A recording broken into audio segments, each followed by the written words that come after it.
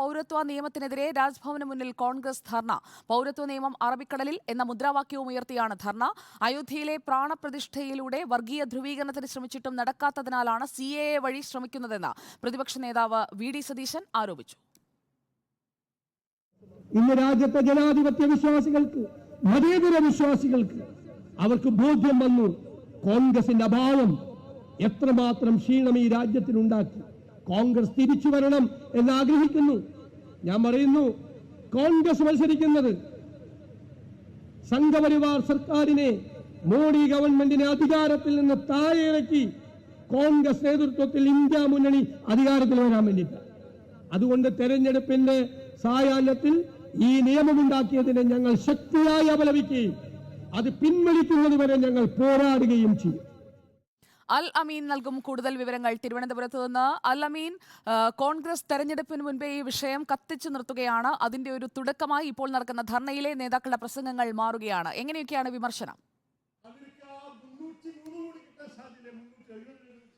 സുജയായി, പൗരത്വ നിയമ ഭേദഗതി വിഷയത്തിൽ കേന്ദ്ര സംസ്ഥാന സർക്കാരുകളെ ഒരുപോലെ വിമർശിച്ചുകൊണ്ടാണ് പ്രതിപക്ഷം കോൺഗ്രസ് ഇപ്പോൾ ഒരു രാഷ്ട്രീയ നിലപാട് സ്വീകരിച്ചിരിക്കുന്നത്. കേന്ദ്രത്തിൻ്റേത് വോട്ട് ലക്ഷ്യമാക്കിയുള്ള ഒരു തന്ത്രമായിട്ടാണ് ചൂണ്ടിക്കാണിക്കുന്നത്. അയോധ്യയിലെ പ്രാണപ്രതിഷ്ഠയിലൂടെ ഒരു ധ്രുവീകരണം BJP ലക്ഷ്യം വെച്ചു. പക്ഷേ അത് ഉദ്ദേശിച്ച പോലെ ഫലം കണ്ടില്ല. അതുകൊണ്ടാണ് തെരഞ്ഞെടുപ്പിന് മുമ്പ് വോട്ട് ലക്ഷ്യം വെച്ച CAA നടപ്പിലാക്കുന്നത് കേന്ദ്ര സർക്കാർ എന്നുള്ളതാണ് UDF നേതാക്കൾ, പ്രതിപക്ഷ നേതാവ് ഉൾപ്പെടെ വിമർശനമായി ഉന്നയിച്ചത്. മറ്റൊന്ന്, ഈ വിഷയവുമായി ബന്ധപ്പെട്ട് സമരരംഗത്ത് എല്ലാവരും വേണമെന്ന് പ്രതിപക്ഷ നേതാവ് VD സതീശൻ തന്നെ പറഞ്ഞു. പക്ഷേ അങ്ങനെ പറയുമ്പോൾ CPM-മായി ചേർന്ന് സമരത്തിനുണ്ടോ എന്ന് ചോദിക്കുമ്പോൾ ഇല്ല എന്നുള്ള നിലപാട് തന്നെയാണ് അദ്ദേഹം ആവർത്തിക്കുന്നത്. അതിന് കാരണമായി പ്രതിപക്ഷ നേതാവ് പറയുന്നത്, കഴിഞ്ഞ 2019 ഈ നിയമം കൊണ്ടുവന്നപ്പോൾ വലിയ രീതിയിലുള്ള പ്രതിഷേധമുണ്ടായിരുന്നു. അന്ന് ഒത്തൊരുമിച്ചുള്ള പ്രതിഷേധങ്ങളൊക്കെ പല കോണുകളിലും ഉയരുകയും ചെയ്തതാണ്. പക്ഷേ അന്ന് പല ആളുകൾക്കുമെതിരെ കേസുകളെടുത്തു. ഈ വിഷയത്തിൽ ഏതാണ്ട് 800-ലധികം കേസുകളാണ് അന്ന് ഫയൽ ചെയ്തത്. അത് പലതും പിൻവലിക്കുമെന്ന് മുഖ്യമന്ത്രി തന്നെ ഉറപ്പ് നൽകിയിട്ടും ഇതുവരെ ആ കേസുകൾ പിൻവലിക്കാൻ മുഖ്യമന്ത്രി തയ്യാറായില്ല. അതുകൊണ്ട് തന്നെ ഈ നിയമം നടപ്പാക്കില്ല എന്ന് പറയുമ്പോൾ അത് പൊള്ളയായ വാഗ്ദാനം മാത്രമാണ്. അങ്ങനെ നടപ്പാക്കാതിരിക്കാൻ സംസ്ഥാനത്തിനാകില്ല. കണ്ണിൽ പൊടിയിടാനുള്ള ഒരു പ്രഖ്യാപനം മാത്രമാണ് പിണറായി അതിലൂടെ നടത്തുന്നത്. അതിനപ്പുറത്തേക്ക് സർക്കാരിന്, ഇടതുപക്ഷത്തിന് ഈ വിഷയത്തിൽ ഒരു ആത്മാർത്ഥതയുമില്ല എന്നുകൂടിയും പ്രതിപക്ഷ നേതാവ് പറയുകയാണ്.